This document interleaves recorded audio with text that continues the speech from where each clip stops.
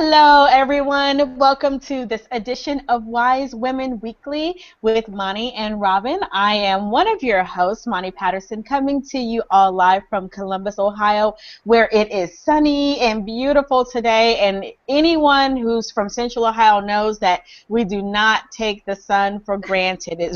We don't get a lot of sunny days here, especially during this time of year. And so when the sun is shining, we feel an abundance of gratitude. So you'll see me smiling a little bit more today. We're so excited to be back here with all of you again as we continue to bring you tips and tools and success principles from the softer side. You know, we come here every Thursday at 2 p.m. Pacific and 5 p.m. Eastern Standard Time, and we have been bringing some amazing content. And, you know, I'm really grateful to be here because, like you, I get to sit and ask these interactive questions and learn. And so you all get to see my reactions in real time. And so when I get excited, you'll see me shout and you'll see me go, whoa, and then you'll see me go, I'm just at a loss for words. But all of it is real, you know, and that's what I love about this is because it's real people and real women, you know, and with the occasional wise guy that's here and able to connect with all of you and sharing what has worked for us. And so I am really excited to be here and welcome all of you who are brand new and welcome for those of you and thank you for those of you who are returning and faithful viewers of Wise Women Weekly. Robin? Thank you, Monty. You just do such a wonderful job opening things up. And again, we're so grateful that you've taken the time to be with us and to share this time to work on your personal and professional development, because that's what we're here for and that's our love. And we love this profession, and we know that an important part of this profession is that aspect. So we love bringing these wonderful treasures. And today we have another one. And this is a woman who I met through the Direct Selling Women's Alliance many years ago. Actually, it wasn't several. I think it was many. And my first interaction with her was with her husband when I was being interviewed, Gregory and I, for a Mentored by the Masters program, and it was through the Direct Selling Women's Alliance, and it was kind of love at first voice, and then it just kept getting better and better and better, and we've stayed in touch over the years. One of the things I love about Dana is she's the consummate learner. Her accolades are massive, you know, certified in so many different programs, whether it's one of the ones that I was involved with was Franklin Covey, but she was a certified coach. I was there before they even had that, but with so many different resources and tools. But one of her, you know, claims to fame is having PCC certification from the International Coach Federation. And Dana has been in the field. She's been in corporate. She's been in the Direct Selling Women's Alliance. She's worked with people from all different levels of companies, and just has this passion for working with people from the, you know, coaching, mentoring, and training aspect. 25 years in direct selling, and in partnership with her husband Neil, and they're both actually brilliant intellectually, but you don't feel that. You don't feel like they hold that stigma, although she was the first woman on the national debate tournament from UNI. Dana is so proud to be married for 41 years with 5 children, 3 adopted, 14 grandchildren, and absolutely an expert in, she's crazy about the NFL, so she can hold a conversation with just anyone you could think of about any player from any team. But more importantly, she's just someone who deeply, deeply cares about people and their personal and professional development and growing. And it is my joy, my absolute joy, to introduce you to Dana Phillips. Welcome, Dana. Thank you so much. Thank you, Robin. Thank you, Monty. I think what you guys are doing here is fabulous. Well, we are thrilled. So, Monty, do you want to start it off? Sure, absolutely. So here is the question, Dana, for you. And we're talking about effective questions. I think that is so important because so many people don't understand, you know, the importance of living in the right questions and how that affects everything in your life. So I'm going to ask you, what is a power question? You know, I'm so glad you asked, because really and truly, there's no Olympics or gold medal for a powerful question. You know that it's a powerful question when the listener, the person you're asking the question to, has an opportunity. It's evocative. It makes them think at a deeper level. It makes them choose a commitment or an action. And by definition, the powerful question, the power comes not in the question itself, but in the power that it evokes from the listener, from the person that you're in conversation with. So, for example, let's say you're talking to a teenager, and you can't just say, okay, I've got these lists of powerful questions to talk to this teenager. But it's a matter of listening enough so that the questions are organic, so that they kind of pop up. Have you ever seen that little game, the Jack in the Box? Right? And it goes pop.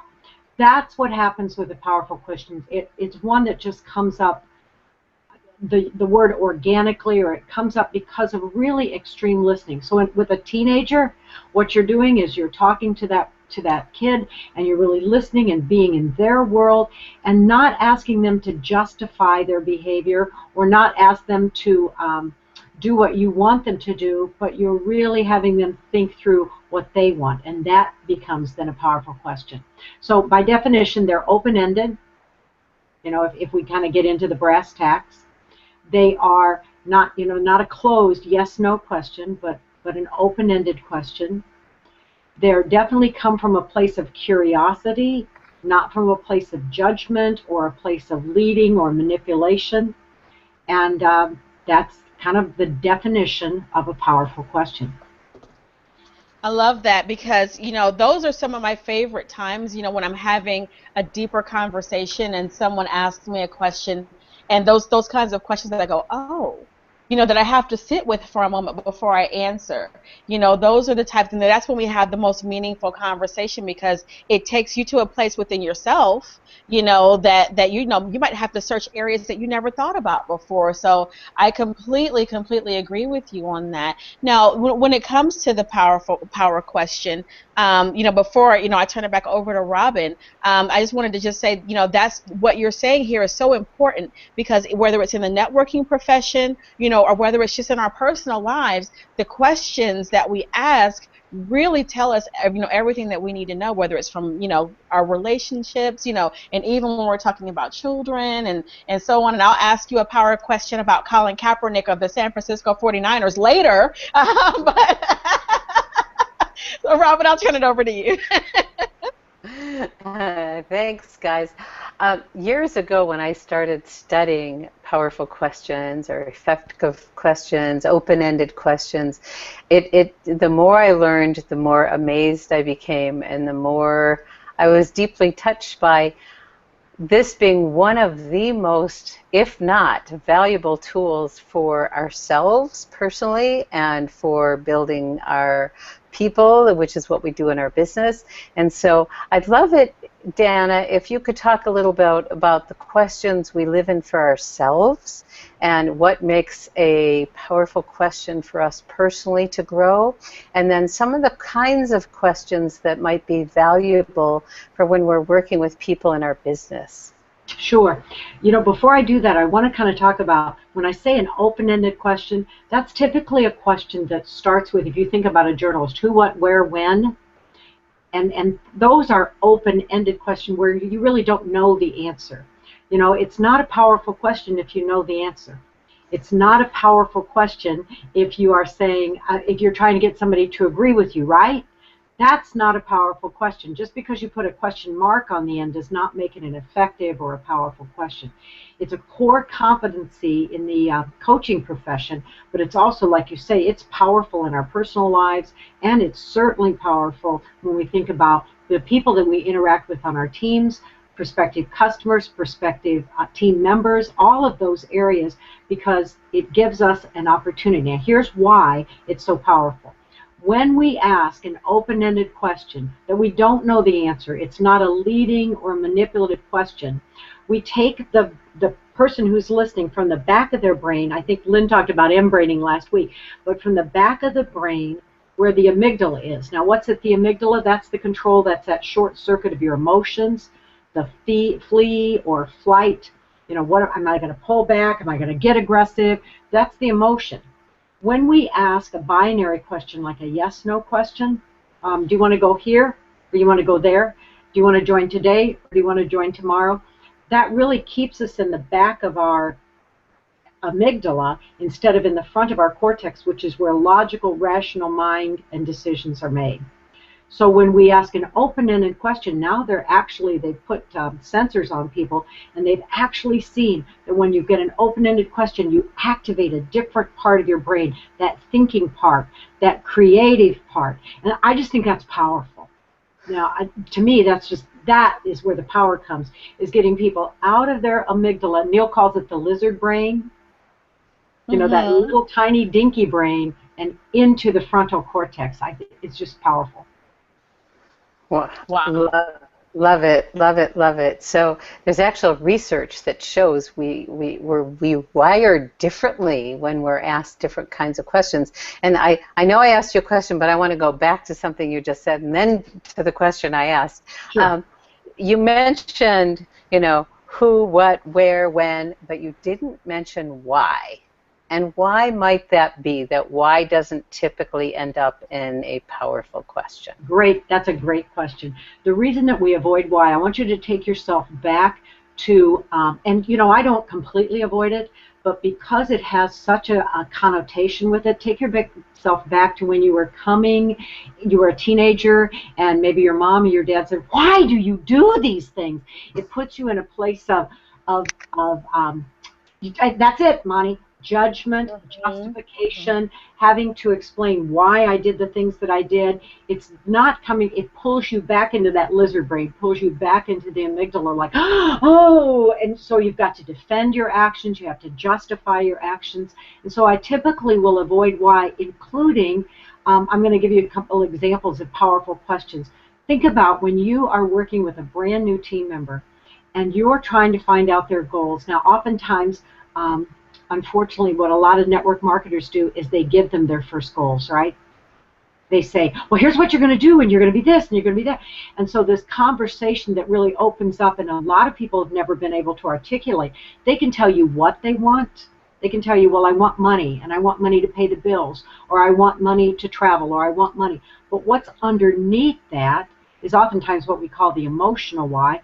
And if you ask somebody, well, what's your why? Most people can't articulate that. What's your why? Instead, you begin to ask through questions to help them get up in the front and start thinking and creating. And what is it that makes me feel that way? What is it that's so good about paying the bills? How will I feel after I pay those bills? What happens if I don't pay the bills? So now you pull them out from here up to here. But if you say, why do you want to do this? It pulls them back out of their thinking processes, out of their creativity. So that's an example of powerful questions. Thank you, thank you, thank you. So that's really helpful, and I want to get in a little while to how we learn how to do this, but I want to go back to something I asked earlier, because what I have, in all my 30, 40, I don't know how many years of personal development work, learned that the most successful people that are out there are that way because of the quality of questions that they personally live in. And so, could you help distinguish between the questions we live in and the questions we ask others for personal and other empowerment? I think that is a great place for us to camp and have a discussion even. Okay. Because personal questions that I live into might be very different than the ones that really help you to unpeel and uncover. Think about an onion, and you're taking the layers back. Mm-hmm. So some people, the questions that they live into is, what causes me to do X? So I might have this habit that I really want to get rid of. Or I might have this thing that I do really, really well. The question that I live into is, what causes me to do that? What's the motivation for doing that? What's behind that? Those are all three real bing questions that for me, I stop and reflect, because quite honestly, Robin, I spent a lot of my life as a people pleaser. And so everything I did was to make somebody else happy, instead of realizing that, wait a second, I need to live into what my strengths are and live into what, and by doing so, and if I'm people pleasing, because I do it, it's my nature. If I'm people, what is it about that makes me so happy? Great So question. it's the digging Wow. down underneath. So Mani, how about you? Do you have a question that you live into that you often ask yourself? Yes, I often ask myself, am I doing what I know that I am to do? Because a lot of times when we think about, how life is in general, there's always opportunities for distraction. And so I have to, always opportunity flowing my way. And so I have to always ask myself, am I doing what is, or does this support what I'm here to do, or is this a distraction from what I'm here to do? And so when I ask myself that question, it helps me make decisions better, because decisions that are motivated by money, which was one of my things, to end the struggle, or to not, have to, to deal with what I had to deal with when my husband had, gotten hurt, we life turns upside down for us. And so, I ended up getting into this pattern of, if it was financially positive for me, then I made the decisions. But those financial decisions were not always purpose based decisions, and they weren't always decisions that supported my highest good, whether it was emotionally, spiritually, and so on. And so I have to make sure that even in the abundance of opportunity, is this supportive of my purpose and my journey and what I know that my highest calling is, or is this not? I think it's beautiful. And Robin, I'm going to get real autobiographical here. For me, when the powerful question for me is when I'm very spiritual, and so one of my spiritual gifts is faith. And the question that I always ask myself, no matter what we're going through, is what can I learn from this? What do I need to learn from this? That is a powerful question that speaks to me. That might not speak to some other person. So when we lean and live into those questions that are good for us, it's good for us to even stop and say, what are the ones that really pull me up? When I say, what do I want to learn from this? That is a question that I continue. So when things are going well, when things aren't going well, when the business is up, when the business is down, when my kids are acting out, when they're not acting out, what can I learn from this? And that's a question that I live into. But Robin, I'm sure you have some key questions that you use also.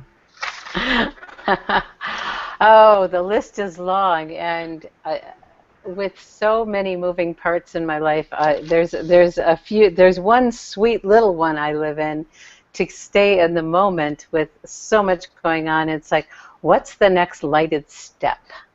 That's one of my favorites, to really be in the moment of what is the next step to do. But the bigger one is, what can I do or be more of to give my highest and best? And I'm like you, Dana. I think we discovered earlier that in our Strength Finder we're very much aligned, and I could have guessed that, but you nailed it. And we love learning. We love creating an environment for others to learn. We love opening up new doors. And, we live in this, ultimate buffet here of there's so many choices. And so what choices right now will really help me be in my highest and best is one of the ones that I live in. I love it. Another one that I love that has served me incredibly well, I wish I would have known it when my kids were teenagers, is how do I want to show up? That's beautiful. How do I want to show up? And I wish I would have learned that when my kids, before they left home, because now they're like, Mom, this is like a wonderful thing, But to be really conscious and aware, or who do I want to be in this situation? Those are questions that take me out of the reactive mode. And let's face it, if you're a parent, you've been in reactive mode at some point in time, right? And so it takes me out of react and puts me right into proactive by saying, how do I want to show up in this situation? What's my part in this? I love that one.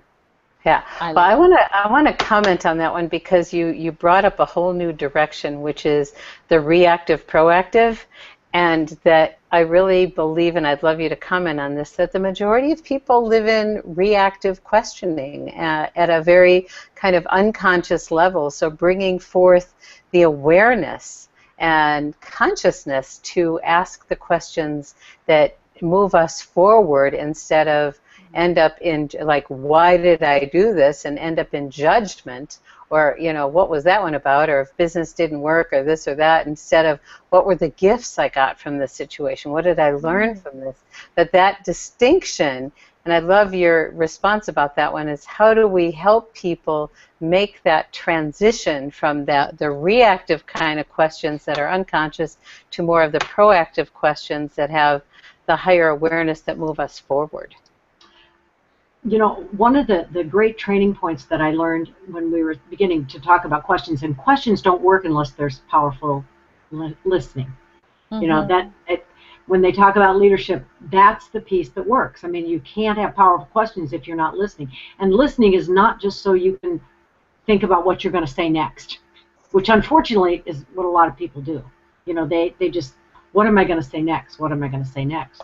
And so to speak to what you're talking about, this reactive versus proactive, I think the awareness is kind of three things. If you're asking questions to get agreement, that's not a powerful question. That's a leading question. Wouldn't you agree? That's not a powerful question. I'm nodding. And in sales, oh my God, we learn that, don't we? To say, I think you'd be great at this, right? And you're right ahead nodding and smiling with me. And there is a time for that, and then there's a time for a powerful question. So just having an awareness of the kinds of questions there are, I think, is really powerful. One is, leading questions are not necessarily usually powerful questions.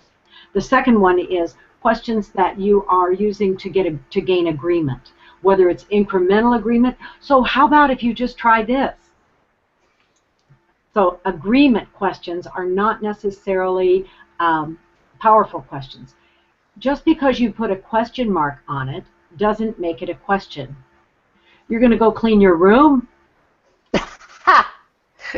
That's got a question mark on it, not a powerful question. Another example of a choice question that's not necessarily powerful. Do you want to clean your room, or do you want to have time out? Those aren't powerful questions. Those are binary questions. And so when you give either or yes or no, those are typically not powerful questions because they don't require any up-here thinking. Or if they do require up-here thinking, it's skipping a lot of steps. So in the example of do you want to clean your room or time out, then a child says to themselves, oh my gosh, they have to think ahead and go, what will happen if I have time out? What will happen if I clean my room?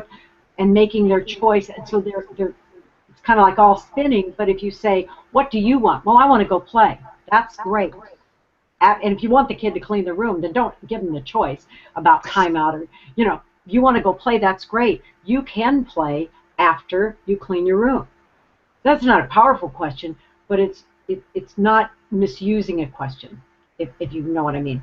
The fourth kind of question that's really, I think we do it a lot in network marketing, is we use questions to train.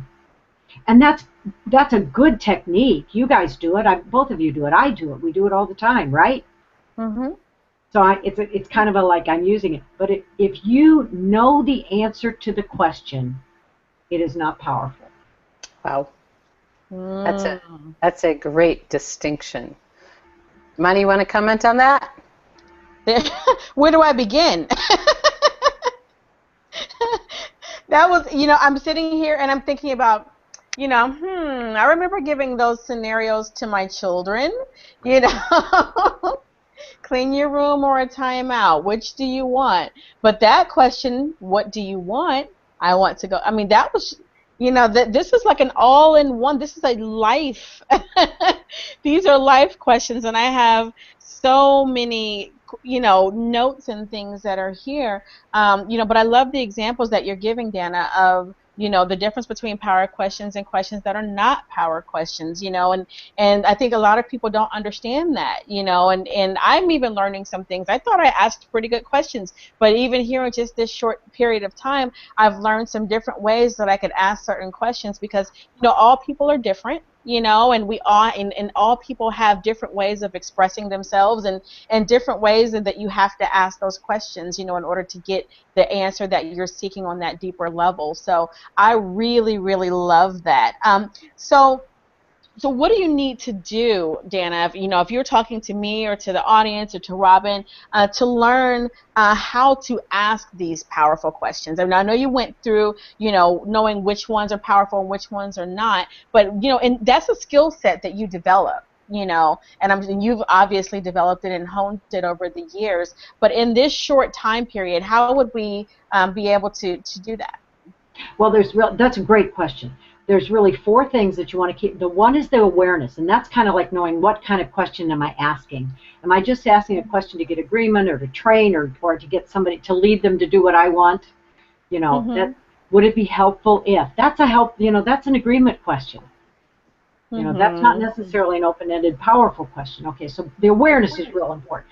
The second one is to recognize you won't know the answer. If it's a powerful question, truly the power is in the place of the client or the listener. You won't know the answer. Let me translate this into network marketing, just to connect all the dots. So I've got this brand new person and they say, yes, I want to make a lot of money. And so I say to them, okay, so here's what you want to do. You want to go out and get 30 clients and you want to get da-da-da-da-da. And I'm telling. I never asked, how much money do you want to make? Which is a very, so really trying to put yourself in that person's shoes. That's the second piece. First piece is awareness of what kind of question. Second is try to put yourself in their shoes. And you don't know the answer. It's powerful if you don't know the answer. I thought for years, I pretty much know the answer what I'm going to get. Do you want to do this part? Are you looking for something full-time or part-time? I'm right back here in the amygdala. Part-time. Okay. And so learning to instead to say, full-time or part-time, what does part-time look like for you? I don't know the answer to that question. And so it's really learning to ask a question.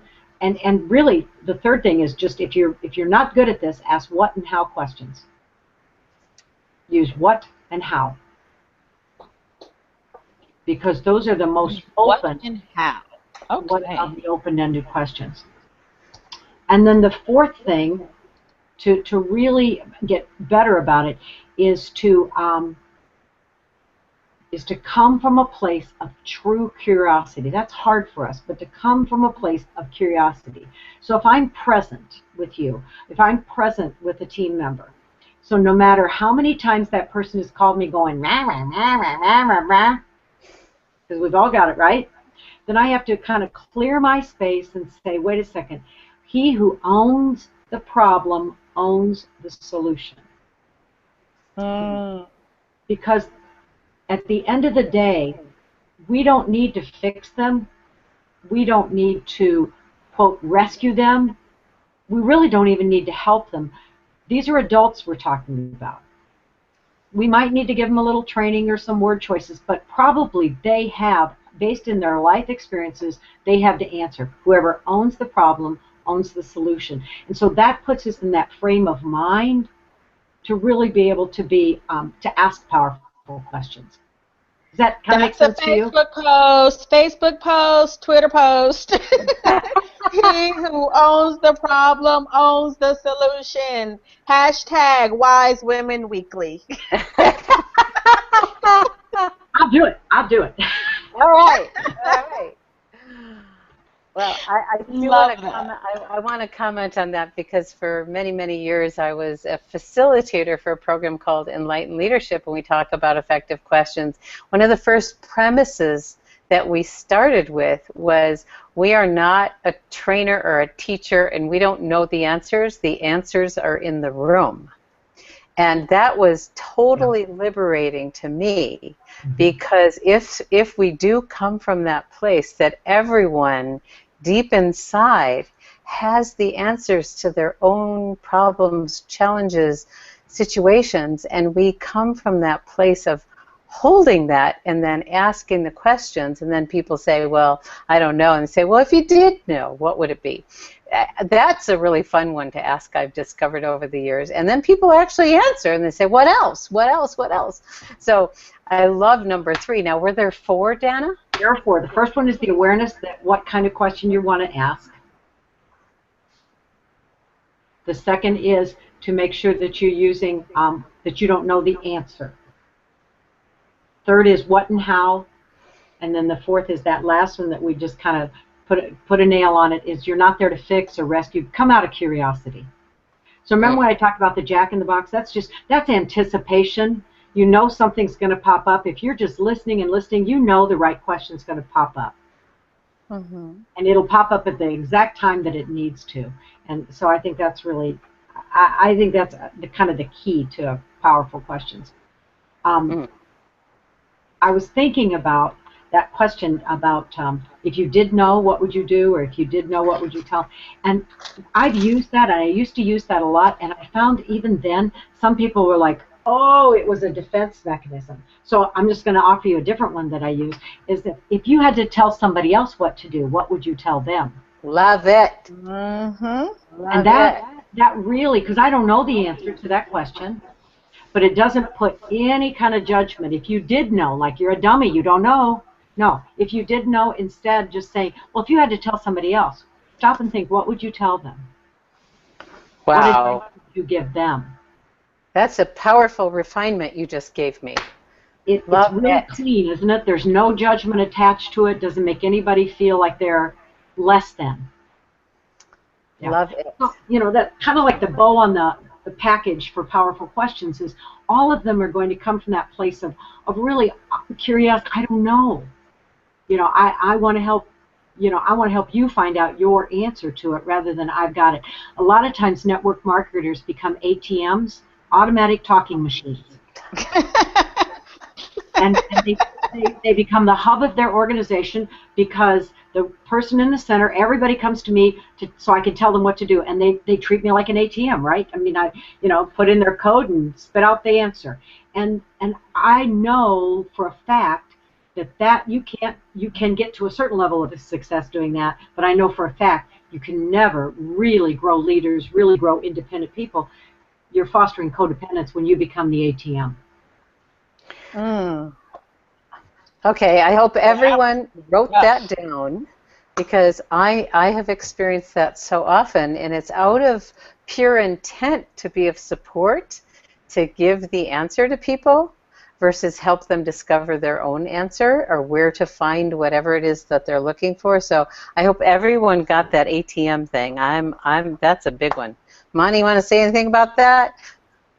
Yes, absolutely. You know, one of the things that I was thinking about even in these questions and things is what happened when I had my first coaching session. And I remember when I hired her, and I'm thinking she's going to give me all of the answers and all of those things. And she said, Monty, the answers are already within you. You already know them. They're already right in front of you.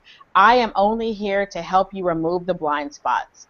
And I said, oh, I'm here to help you see what you can't see. And she did that through questions. And I remember, the moment when I go, oh, it really was there all along. And that actually helped me come from a place of empowerment. And I remember in my beginning of my career in networking, I was an automatic talking machine. And giving all of the answers, had to be the one who did, of course, you're doing the three-way calling, you're doing, the presentations, you're doing the trainings and so on and so forth. And you're being this person. But what I ended up finding out was I was not empowering my team. I was actually enabling them, because at that point they didn't feel that they could go out and duplicate exactly the same thing. And so I love questions like, if you had to tell somebody else what to do, what would you tell them? Because I think sometimes living in I don't know is comfortable for people, and I'm not sure why, but I think because it gives you someone to hold on to, and then you become this motherly type of figure and really kind of helping and taking on the teacher role, I think sometimes, which is not bad to be a teacher and a trainer, but at some point, the best teachers are the ones that allow the students to find out and to search for their own answers. And I think that that's how we'll begin to empower people in this profession, even, and in our lives through questions like these. Thank you. We honor adults when we give them the power to solve their own situations. That's why powerful questions are so good in solving conflict. Powerful questions are very useful if you're thinking about working with your downline, especially in finding solutions, exploring solutions, instead of saying, well, what do you have you tried this? Have you tried that? Did you call her? Did you see all those binary things? Yep. Yes, no, yes, no, yes, no. So saying, what did you do? Blah, blah, blah. What else could you do? What are the options that you have, and lay them all on the table. I remember the first time I used it, this was years ago, and I really saw it loud and clear. Because you see, oftentimes we want to be efficient more than we do effective. I got 5 minutes, 2 minutes, I just got to get her off the phone call, just go do this. Okay, but what this person, blah, blah, blah, just go do this. And so we want to be efficient instead of effective. And so now if I tell her to go do this, and she goes and does that, and it doesn't work, what can she say? Well, Dana told me to do it. Right. And there's no ownership. So anytime you want ownership, it's so much more effective to take the time to get them to think, what are the solutions? What are the possible solutions? So conflict, powerful questions are great to use in there. Ownership, to get them to do ownership. What do you want as a sales goal for the month, for next month? What do you want? How many people do you want to bring in the next 6 months? How much do you want to earn? Those are all questions that really, I don't know the answer to that. Well, I want to mention, just recently I had an experience of someone that I work with who is my upline giving me my goals.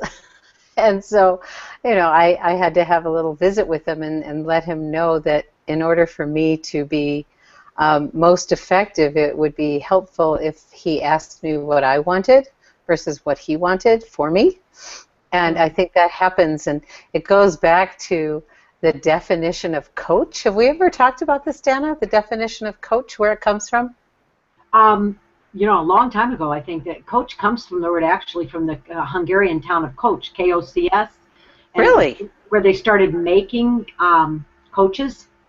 And the definition of a coach was to take someone from where they are to where they want to go. And so this town of Kocs made all of these wheel buggy coaches, and so that's where the word originally comes from, to take somebody from where they are to where they want to go. I see coaching as different than mentoring. Mentoring is really that place where, and I think that's a role in network marketing, is to mentor others. Mm-hmm. I really believe that. Well, could you share your distinction of those two? I'd love to hear that. When I think about mentoring, it's telling you, here's what I've done. I've gone the way. I'm showing the way, and it's typically the way I did it. That's a mentor. Okay, so I have mentored young women. I've mentored people in business, and I think there's a place for that. I truly do. I think leadership is part mentoring. But then the difference in coaching is really it's pulling out of you what you want. So we often say training's putting in, coaching's pulling out. Mentoring, love it. Yeah, that's a Neil Phillips. Training's putting in, coaching's pulling out.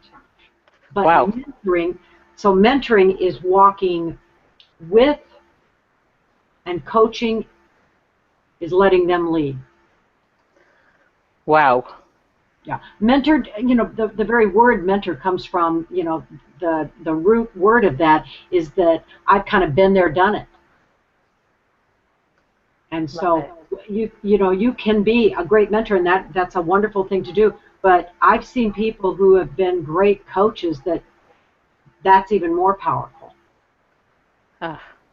Thank you, thank you, thank you. This is so helpful because our business model is really about creating an environment for people to grow. And I think you know this really well, and Monty and I are aligned on this, is, we call our professional personal development program with a compensation plan.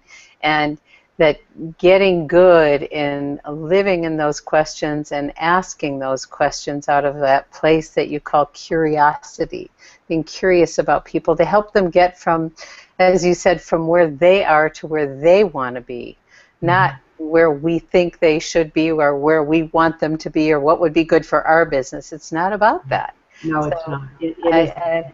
Yeah, thank you, thank you, thank you.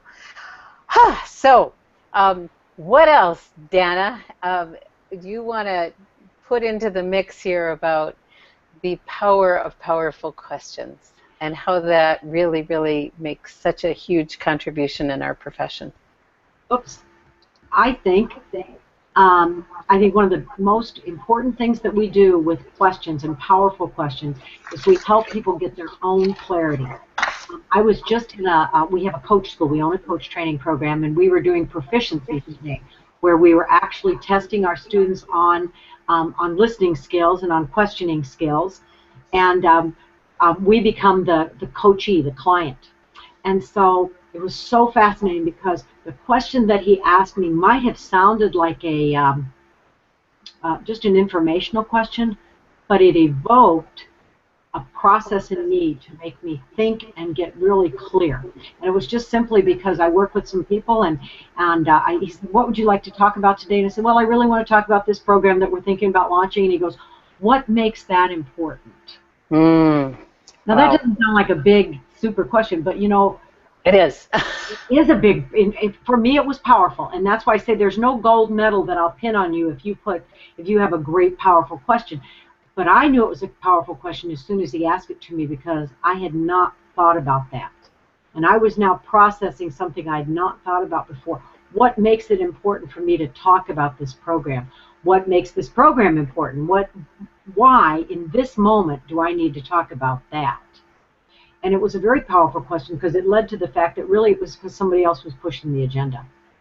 And it wasn't my agenda, and it wasn't Neil's agenda, but it was someone else's agenda. And it just really helped me get that clarity. And so I guess that would be the thing that I would end on, is that we oftentimes can't articulate what's going on in the gut. We can't articulate what's going on in the heart. But it's those questions that get us up here that we can begin to articulate them. And that's what I love about powerful questions. I love it. I love it. I love it. You've inspired me even more to really have a deeper understanding of powerful questions. Mani, before we have Dana talk about her work and how people can reach her, is there anything else you want to ask? You know, I think that she's been so thorough, you know, with everything. You know, I'm in one of those moments where it's like, I get it. I get it, you know, and that's where I'm at, you know. And sometimes we get to the place where, you know, there's really nothing else to add because it's so full. And that's where I'm at right now. And so it keeps me in a space of pondering. I mean, I've got questions here now that I've written down. In fact, I've got 3 pages and 2 half pages of questions and things that I've written down as we've been talking, because you know it's so important. And Dana, you did such a beautiful explanation in the way that you just brought it in a new way. And what I love about this is that each time we have someone on here, you know, they bring something about that you might have heard similarly, or you know, all of us being in this personal development space, but when you bring it around in a new way, it goes, oh, you know. And so when I said earlier, I get that now. I just get that in a new way. So thank you for that. I'm really grateful.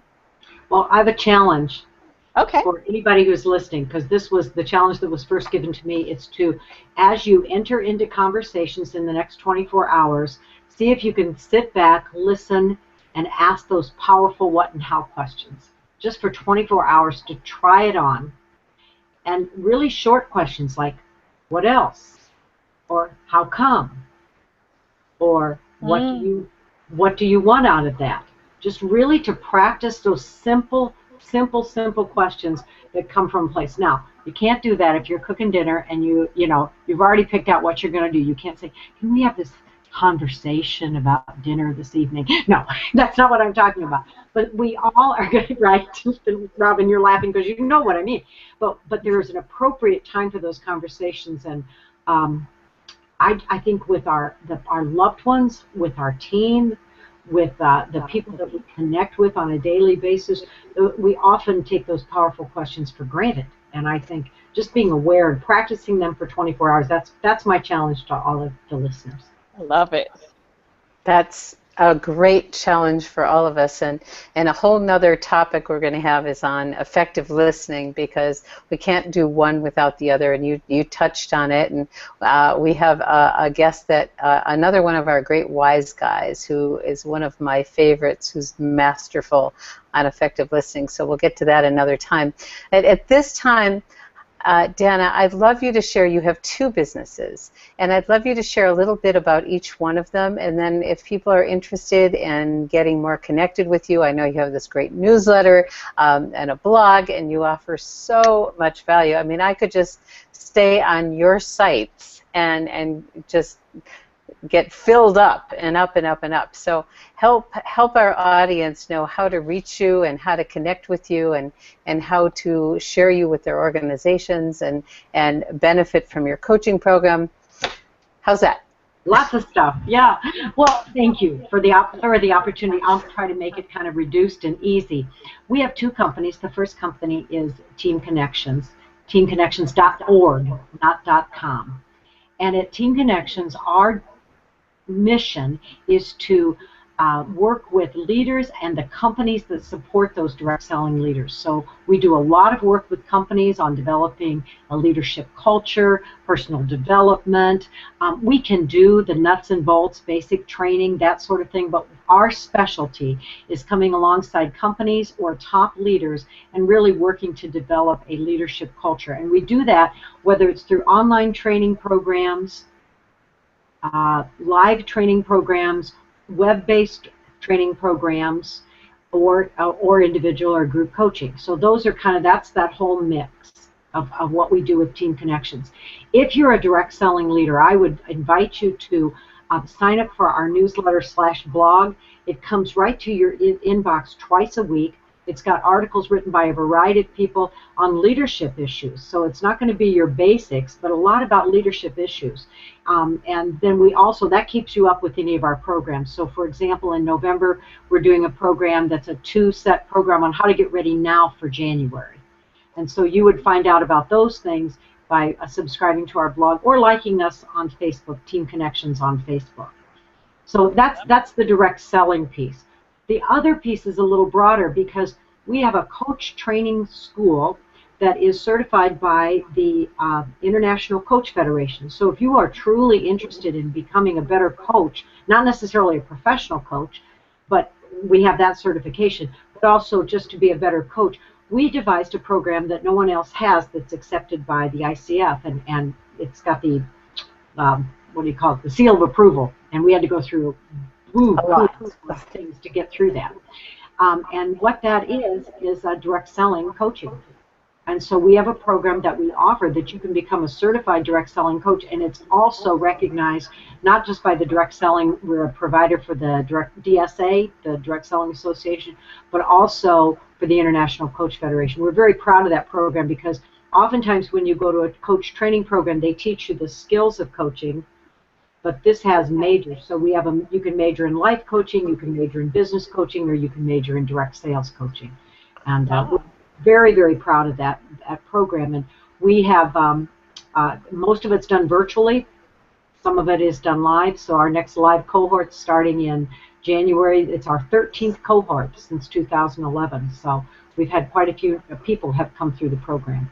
So that is ultimatecoachuniversity.com. ultimatecoachuniversity.com. So two different companies serving people in two different ways.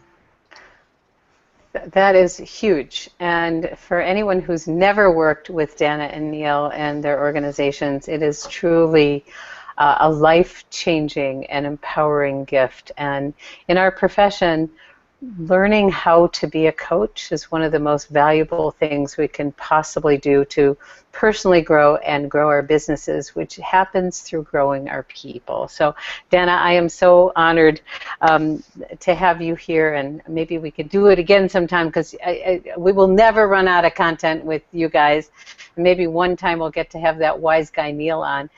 So thank you, thank you, thank you. So I'm going to let Mani close it up here. So Mani, take it away. Thank you, everyone.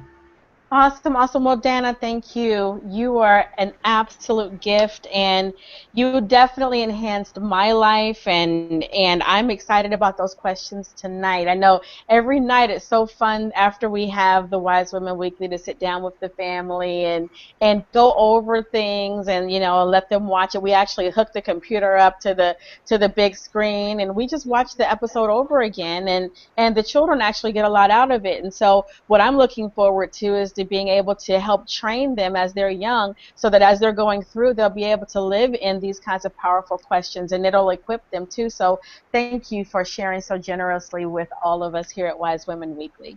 So, for all of you who tuned in, we thank you again for viewing. We know that you got a lot out of what Dana had to share today.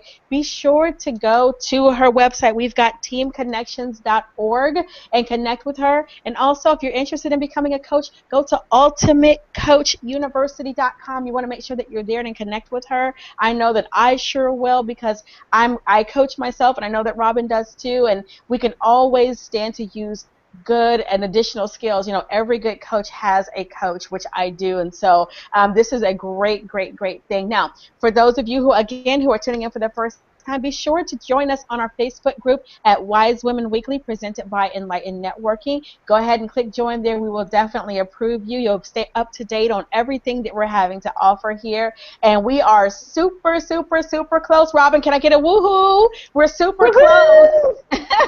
We're super, super close to being able to offer you some incredible, incredible platforms that you'll be able to just get enhanced and deeper, even deeper things, more advanced level things. We're giving you, the level 1 things here, and these are really powerful. So if you think these are powerful, just wait till you see what we're bringing to all of you. It's going to enhance every area of your life. And to say that I'm excited is an understatement. So stay tuned, stay plugged in with us. We'll see you at Wise Women Weekly, presented by Enlightened Networking. And also, we'll see you right back here next week as we bring you another incredible, incredible guest. Take care, everybody, and thank you so much. Bye-bye. Bye.